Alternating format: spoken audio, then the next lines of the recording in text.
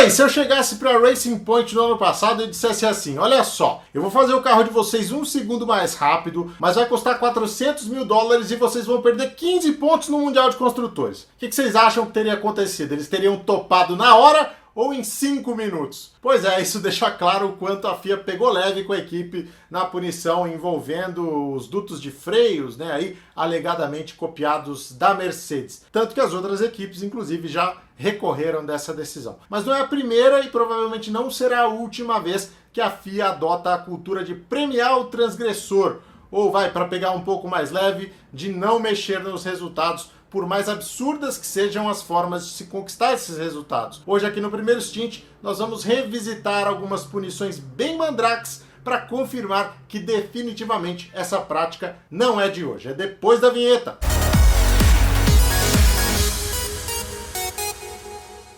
Já deixou seu like? Já se inscreveu no canal? Então faça isso, vem se juntar a gente. A meta é ter aí pelo menos 1000 pessoas nessa nossa comunidade até o fim do mês. E a gente conta, claro, com você, seja com a sua inscrição, seja com o seu compartilhamento. Bom, vamos lá, a gente não precisa ir muito longe para encontrar outras decisões polêmicas, questionáveis e que muitas vezes poderiam mudar o curso da história, né? Dá para dizer que varrer para debaixo do tapete é o padrão FIA. É só pegar o exemplo dessa investigação agora que aconteceu, conduzida em torno dos motores da Ferrari em 2019. Os adversários apontavam que havia alguma ilegalidade, provavelmente no fluxo de combustível, e a FIA bateu no peito e falou, ó, deixa com a gente, isso aí eu resolvo já. E começou a tal da investigação. Todo mundo ansioso para saber o resultado dessa apuração aí, né, em que pé que estaria, e em fevereiro desse ano a FIA anuncia que chegou a um acordo com a Ferrari. Como assim? Ninguém pediu acordo nenhum. Acordo do quê? Jamais saberemos, já que a FIA comunicou que seria tudo mantido sob sigilo. O comunicado dizia ainda que esse tal acordo abrangia esforços para um melhor monitoramento das unidades de potência no futuro. O que no campo interpretativo já implica aí uma culpa da Ferrari, né? Se precisa de uma compensação, algo de errado eles fizeram. Mas isso não ficou claro em nenhum momento e a punição na prática foi nenhuma. Esse ano surgem rumores de que houve uma perda sensível de potência nos motores. Isso fica evidente mesmo pelo desempenho das equipes que usam a unidade de potência da Ferrari, mas o que já tinha sido conquistado ficou lá, intacto, intocável. Uma das oportunidades em que a Ferrari foi claramente beneficiada foi na decisão do campeonato de 1999 entre o Ed Irvine e o Mika Häkkinen. O Irvine ganhou o GP da Malásia e a decisão iria para o Japão com 4 pontos de vantagem para o Irvine sobre o Häkkinen. Mas, na vistoria técnica, os comissários identificaram que os defletores laterais estavam fora das dimensões previstas no regulamento e a direção de prova, assim, decidiu desclassificar os dois carros da Ferrari. Aquilo significava o fim da disputa pelo título, porque o Häkkinen herdava a vitória e o Irvine não teria mais possibilidades matemáticas. Uma coisa bem chata, não era o que a gente queria ver, né, para a decisão do campeonato, terminar assim, especialmente por se tratar de uma diferença mínima e que não trouxe nenhuma vantagem nem para o Irvine nem para o Schumacher, mas regra é regra. A regra é clara. Tem que definir os dois. A regra é clara. Errado! La regla soy yo! Com o apoio de Bernie Eccleston, que criticou demais a atitude dos comissários, a Ferrari apelou contra a decisão. Aí, num passe de mágica, 5 dias depois, a FIA inventou, e essa é a palavra correta, inventou uma tolerância nessa medição dos defletores, devolvendo os resultados para a Ferrari. Não adiantou nada, porque o Irvine perdeu o título mesmo assim, mesmo com uma das maiores viradas de mesa da história da Fórmula 1.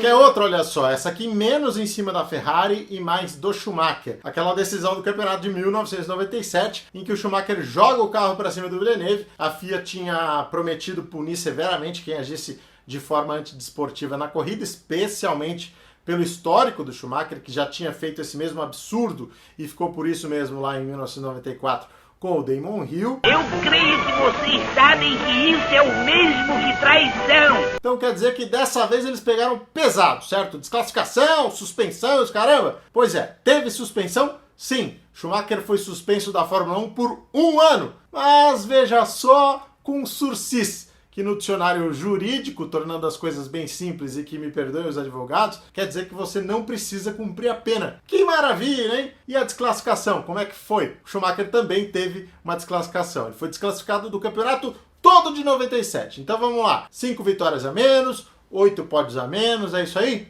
Claro que não! Ele foi desclassificado só da tabela. Os resultados continuaram valendo. Bom, acho que a mamãe FIA também pôde ser vista nos maiores escândalos da história da Fórmula 1, né? Em 2 anos consecutivos. Primeiro no Spygate, caso de espionagem em que a Ferrari acusou a McLaren de receber informações e detalhes técnicos confidenciais por parte de um antigo funcionário deles, o Nigel Stepney, em 2007. E o que aconteceu? A FIA declarou a McLaren culpada, não tinha nem o que fazer, né? Fez um estardalhaço danado em cima disso, mas o resultado prático, a punição esportiva foi zero! Zero! Nenhum resultado alterado. Ah, Thiago, mas teve a multa de 100 milhões de dólares. Bacana! Belíssima de uma multa, e a McLaren ainda foi desclassificada do Mundial de Construtores. Doeu no bolso, deve ter mexido com planejamento e tudo mais, mas na verdade o que a McLaren conseguiu, se aproveitando dessas informações, ficou lá, sem nenhuma alteração. Isso com os 2 pilotos dela brigando pelo título, justamente com a Ferrari, hein? Foi uma piada meio sem graça, que ficou ainda pior com a sequência de coisas bizarras envolvendo o Hamilton e o Alonso, que acabaram jogando o título no colo do Kimi Raikkonen aqui no Brasil na decisão do campeonato, que foi absolutamente inexplicável, mas eu não quero também aqui entrar no campo da teoria da conspiração, não é esse o tema do vídeo, né? Na prática, esportivamente falando, ficou tudo igual. É o que se pode dizer também do Singapura Gate, que viu o Nelsinho Piquet bater de propósito lá em Singapura para dar a vitória ao Fernando Alonso em 2008, na maior manipulação de resultados de todos os tempos. Resultado manipulado igual corrida cancelada, é o que qualquer pessoa com o mínimo de senso de justiça deve imaginar, mas isso passou longe de acontecer, como vocês sabem. O Nelsinho teve a sua participação no acidente amenizada, justamente por contar tudo para a FIA, aliás, foi a primeira vez que eu ouvi aquele termo delação premiada na vida, ficaria bem famoso aí com a Lava Jato. E o Alonso escapou ileso, porque também, para minha estranheza, não sabia de nada, sendo que nem a temperatura do ar-condicionado lá da Renault os caras mudavam sem que ele soubesse, e sendo Briatore o empresário dele. Ok, Briatore foi banido da Fórmula 1? Foi. Mas vem cá, ele tá fora da Fórmula 1? Na prática não, ele só não vai no paddock, mas continua sendo um cara extremamente relevante em cada passo que o Alonso dá, por exemplo, e ele volta a hora que ele quiser, essa é a grande verdade. O Pat Symonds, também que participou de todo esse rolo aí, junto com o Flávio Briatore, que arquitetou toda a coisa, foi suspenso por 5 anos, mas voltou para a Fórmula 1 um ano e meio depois, graças a alguns acordos judiciais. Para vocês terem uma ideia, eu fui na corrida de Singapura em 2009, exatamente 1 ano depois da armação e semanas depois do esquema ter sido revelado pelo jornalista Reginaldo Leme aqui no Brasil, e na coletiva de imprensa o Alonso, que tinha sido o terceiro, dedicou a corrida para o Briatore, que tinha sido demitido pela equipe em que ele estava correndo, a Renault, dias antes, e era o nome mais sujo do esporte naquele momento, se não for da história, né? Ou seja, é um jogo de muita cara de pau. Os resultados não mudaram e quem pagou foram os pilotos esportivamente prejudicados pelo esquema, incluindo aí o Felipe Massa, que perdeu aquela corrida nos boxes no momento do safety car causado pelo Nelsinho.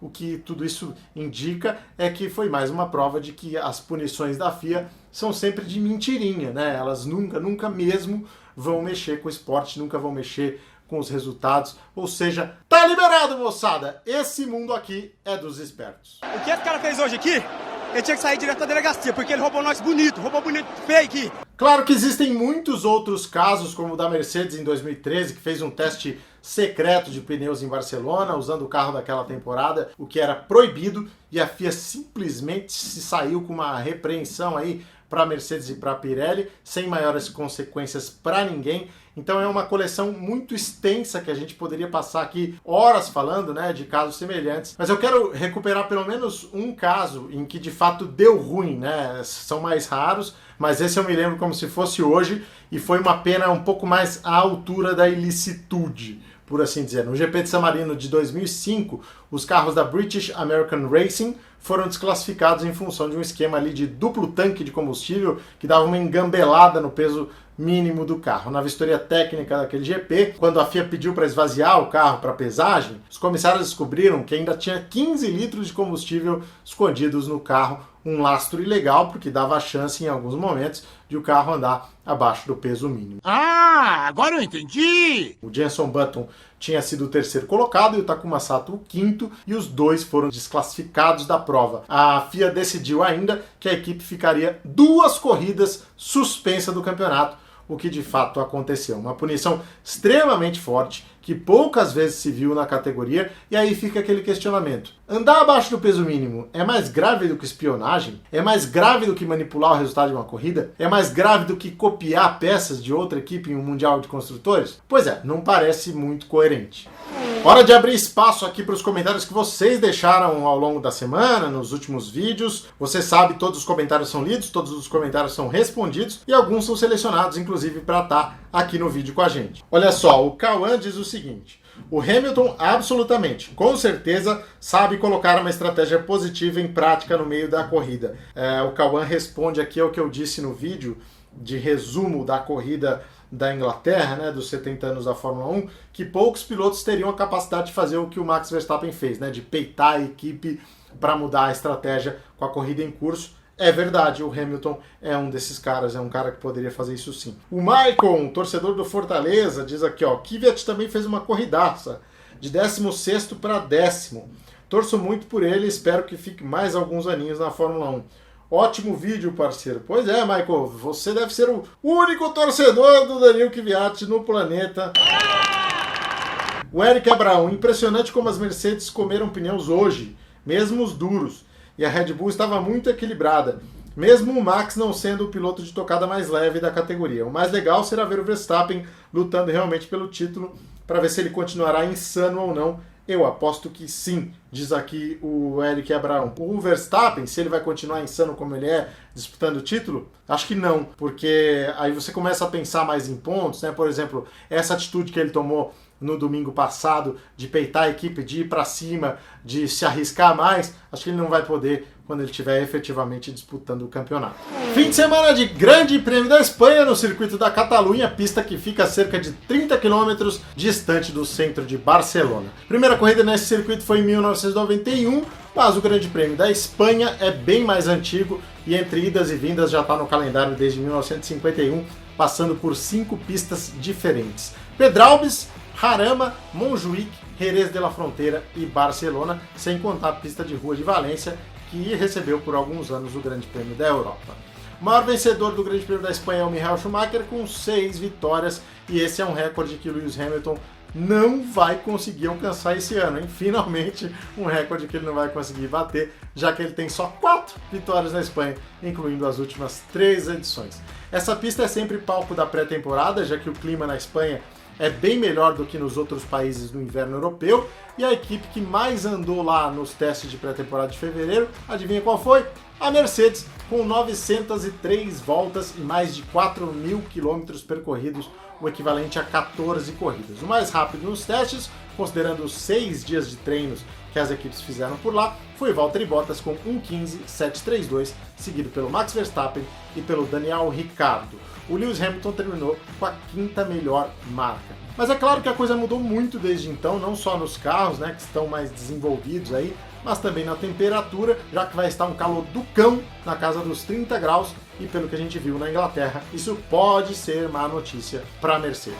Grande Prêmio da Espanha no domingo, como sempre, às 10h10 no horário de Brasília, e eu deixo vocês com a cartela de horários do fim de semana. Dê o seu like, se inscreva no canal, compartilhe e ajude a gente a bater a meta de 1000 seguidores antes do final do mês, combinado? Primeiro stint, um novo jeito de curtir Fórmula 1.